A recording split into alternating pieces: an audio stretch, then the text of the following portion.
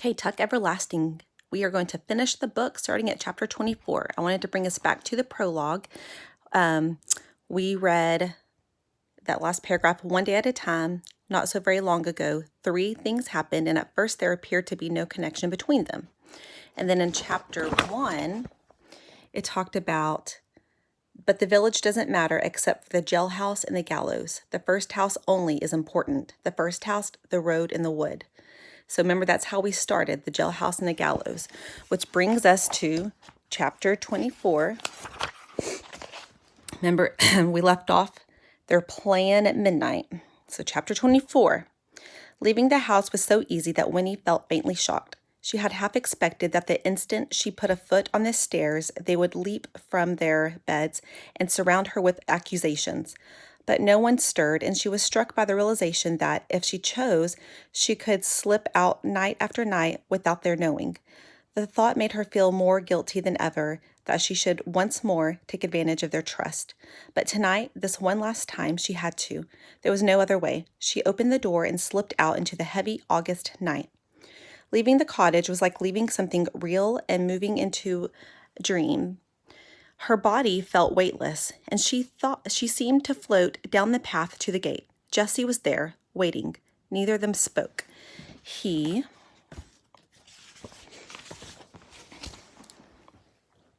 took her hand, and they ran together lightly down the road past other sleeping cottages into the dim and empty center of the village. The big glass windows here were lidded eyes that didn't care, that barely saw them, barely gave them back reflections. The blacksmith shop, the mill, the church, the stores, so busy and alive in daylight, were hunched deserted now, dark piles and shapes without a purpose or a meaning.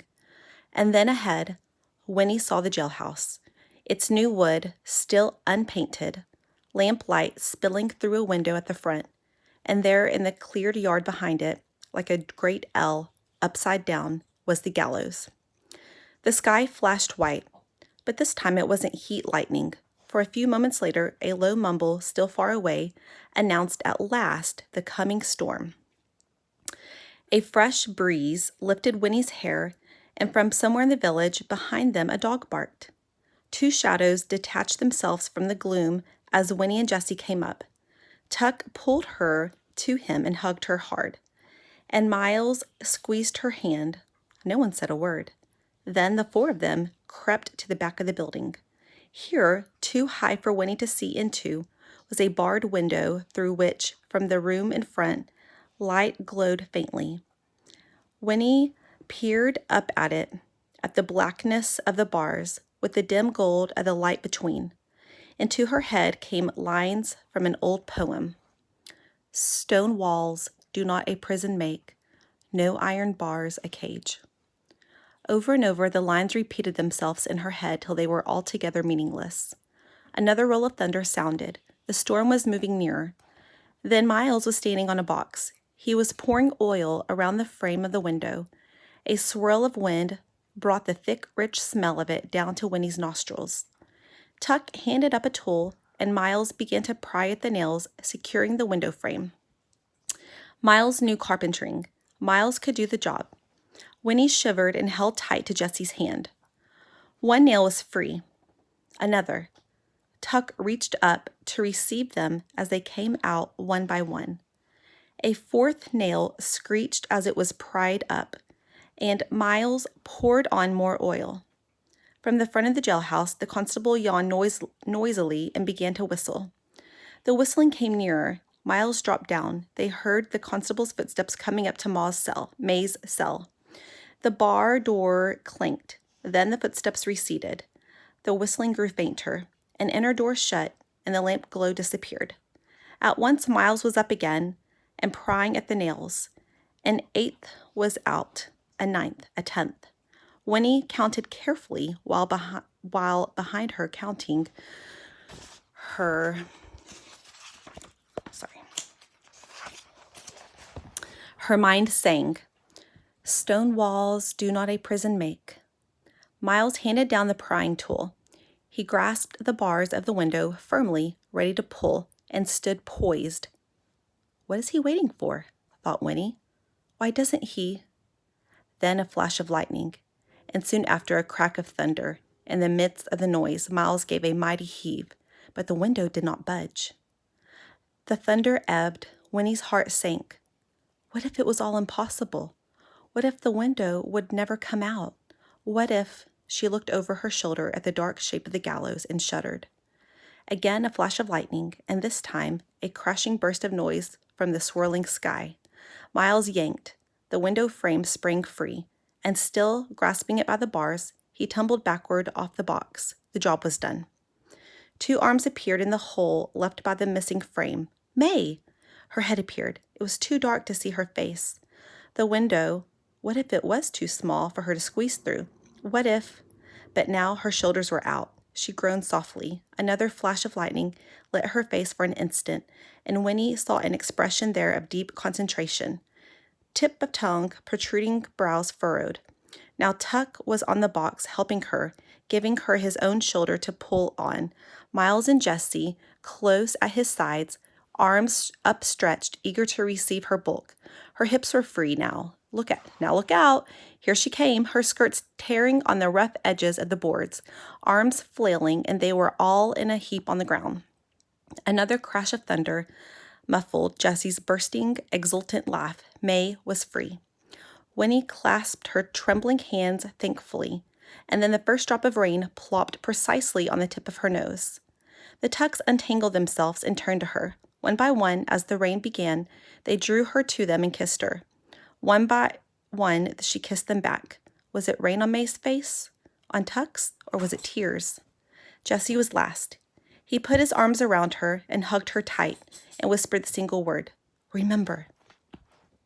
Then Miles was on the box again, lifting her. Her hands grasped the edges of the window. This time she waited with him.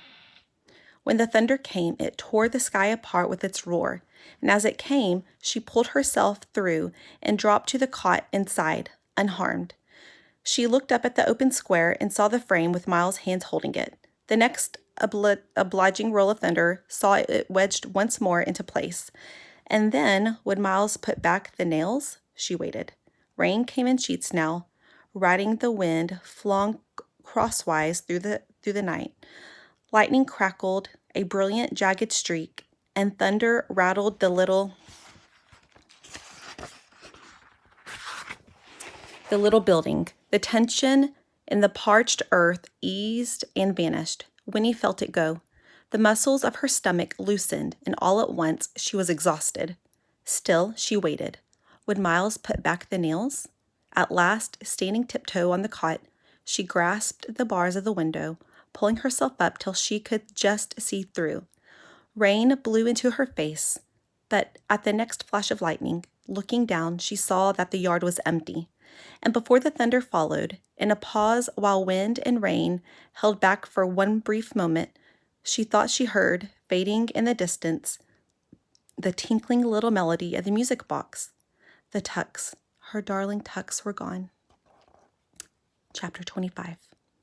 The first week of August was long over, and now, though autumn was still some weeks away, there was a feeling that the year had begun its downward arc, that the wheel was turning again, slowly now, but soon to go faster, turning once more in its changeless sweep of change. Winnie, standing at the fence in front of the Touch-Me-Not cottage, could hear the new note in the voices of the birds. Whole clouds of them lifted, chattering, into the sky, above the wood, and then settled, only to lift again. Across the road, goldenrod was coming into bloom, and an early drying milkweed had opened its rough pod, exposing a host of downy-headed seeds. As she watched, one of these detached itself into a sudden breeze and sailed sedately off, while others leaned from the pod as if to observe its departure. Winnie dropped down cross-legged on the grass. 2 weeks had gone by since the night of the storm, the night of May Tuck's escape, and May had not been found. There was no trace of her at all, or of Tuck or Miles or Jessie. Winnie was profoundly grateful for that, but she was also profoundly tired. It had been a trying 2 weeks. For the 100th time, she reviewed it all. how the constable had come into the cell soon after she had settled herself on the cot, how he had let down a shutter over the window to keep out the rain, how then he had stood over her as she hunched under the blanket, her breath heavy, trying to look as large as possible, how finally he had gone away and not come back till morning. But she had not dared to sleep for fear she would kick off the blanket and give herself away, give the tucks away, unwittingly. So she had lain there, pulse thudding, eyes wide open. She would never forget the rattle of the rain on the jailhouse roof, or the smell of wet wood, or the darkness that had saved them all, or how difficult it was not to cough. She had wanted to cough as soon as it occurred to her that she mustn't, and she passed a long hour trying to swallow away the tickle that perversely constricted her throat. And she would never forget the crash outside that made her heart race, that she could not investigate and did not understand till morning, when on the way home she saw that the gallows had blown over in the wind. But oh, it made her tremble still to remember the constable's face when he found her.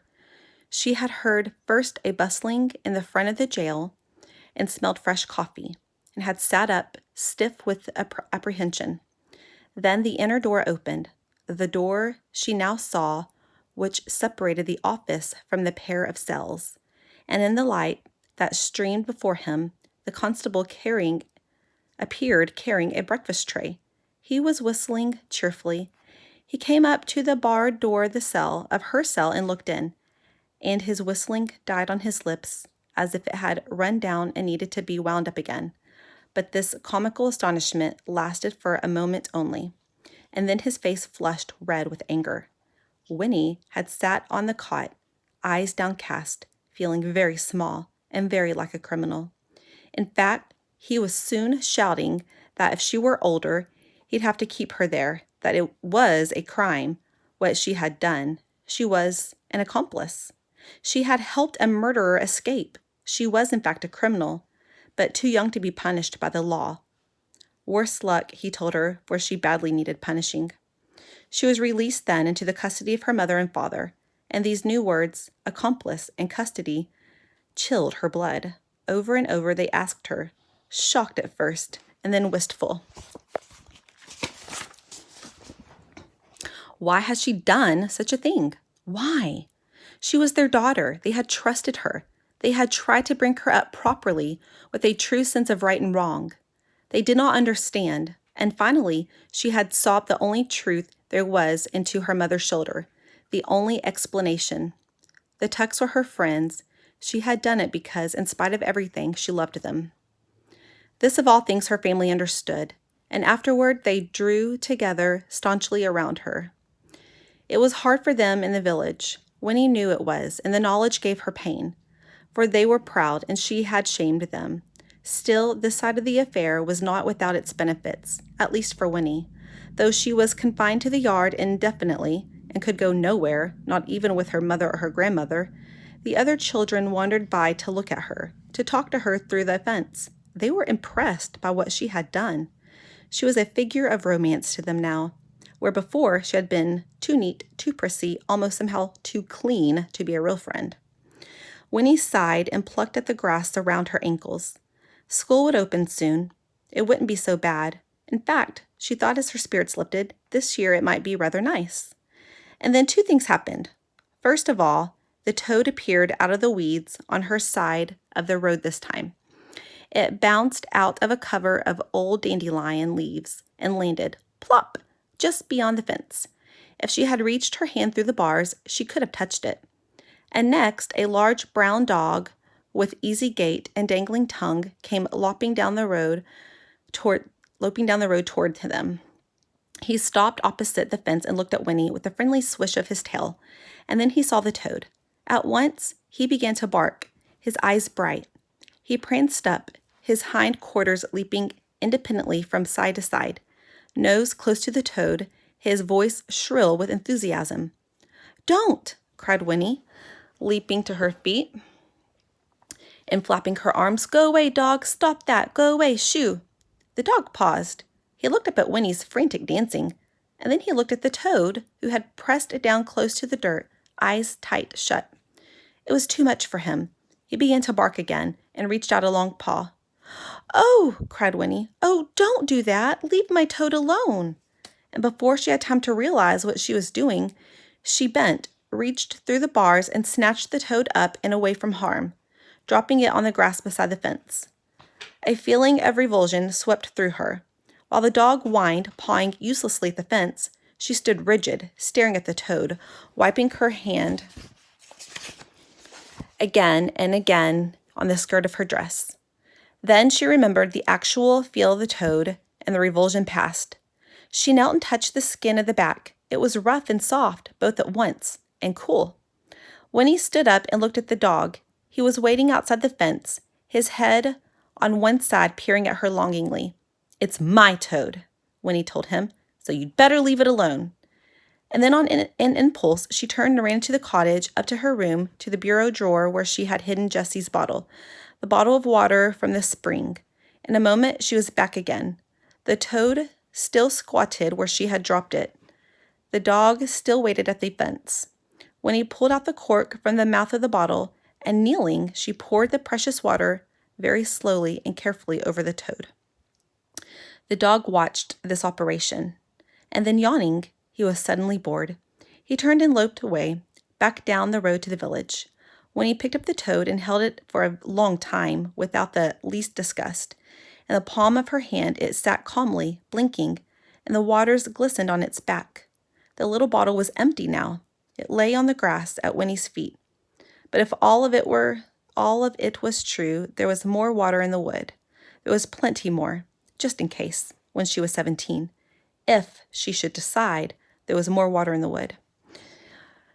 Winnie smiled. Then she stooped and put her hand through the fence and set the toad free. "There," she said, "you're safe forever." Okay, the epilogue. So this is what happened later on in the story. The sign said, "Welcome to Tree Gap," but it was hard to believe that this was really Tree Gap. The main street hadn't changed so very much, but there were many other streets now crossing the main street. The road itself was black-topped. There was a white line painted down its center. May and Tuck, on the seat of a clattering wooden wagon, bumped slowly into Tree Gap behind the fat old horse. They had seen continuous change and were accustomed to it, but here it seemed shocking and sad. "Look," said Tuck. "Look, May. Ain't that where the wood used to be? It's gone. Not a stick or a stump left. And her cottage, that's gone too." It was very hard to recognize anything, but from the little hill, which had once lain outside the village and was now very much a part of it, they thought they could figure things out. "Yes," said May, "that's where it was, I do believe. Course it's been so long since we was here, I can't tell for certain." There was a gas station there now. A young man in greasy coveralls was polishing the windshield of a wide and rusty Hudson automobile. As May and Tuck rolled past, the young man grinned and said to the driver of the Hudson, who lounged at the wheel, "Looky there, in from the country for a big time," and they chuckled together.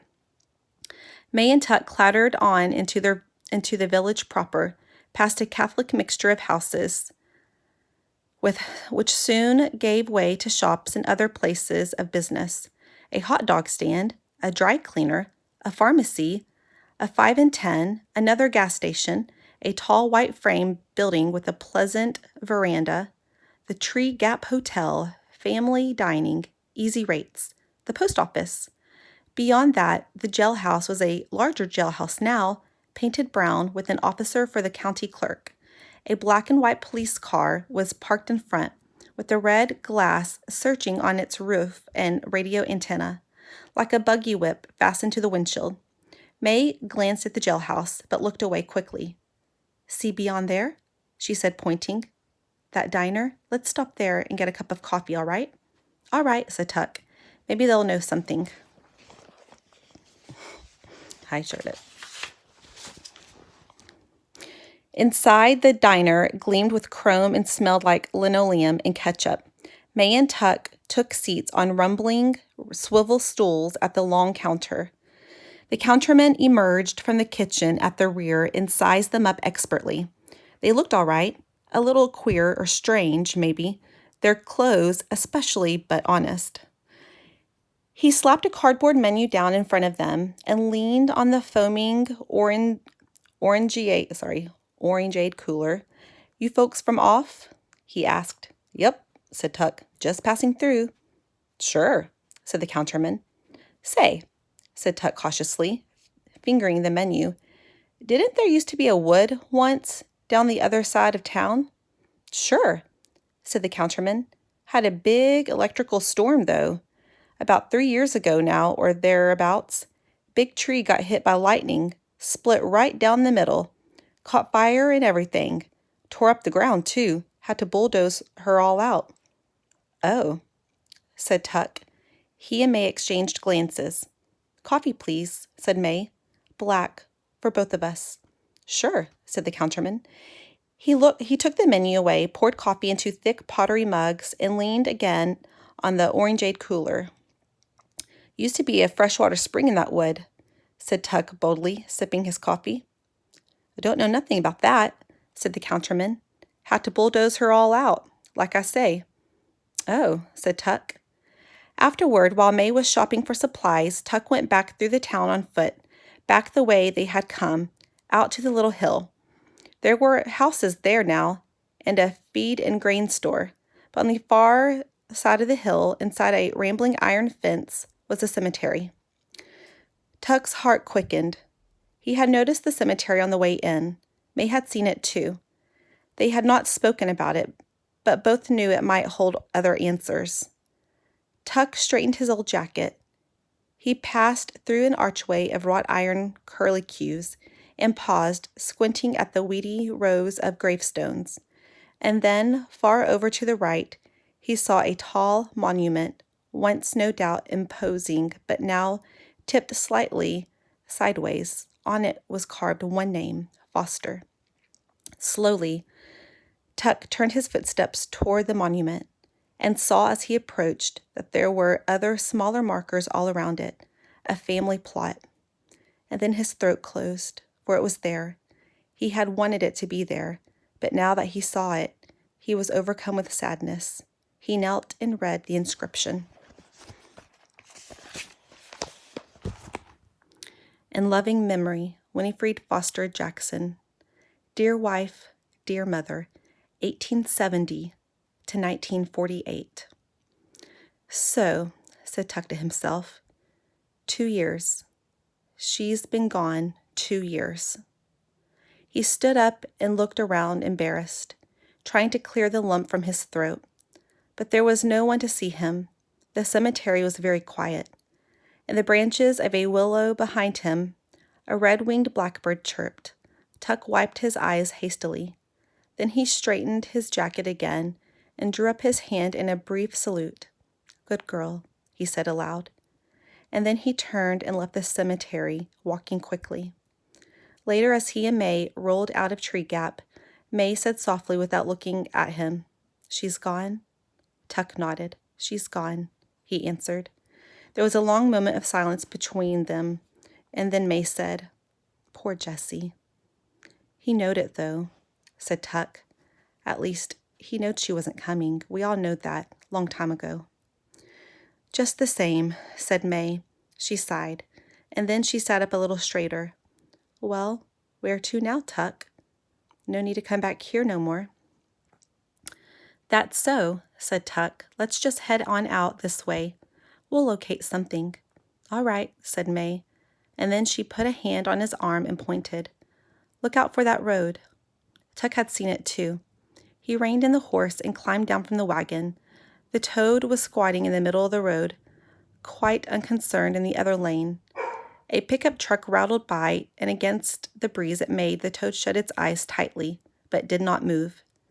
Tuck waited till the truck had passed, and then he picked up the toad and carried it to the weeds along the road's edge.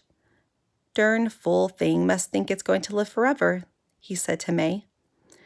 And soon they were rolling on again, leaving Tree Gap behind, and as they went, the tinkling little melody of a music box drifted out behind them and was lost at last far down the road. The end. Okay. Were your predictions correct? Did you think that she would drink the water and live forever or die naturally? Did you like the ending? If you could change the ending, would you change it? And how would you change it?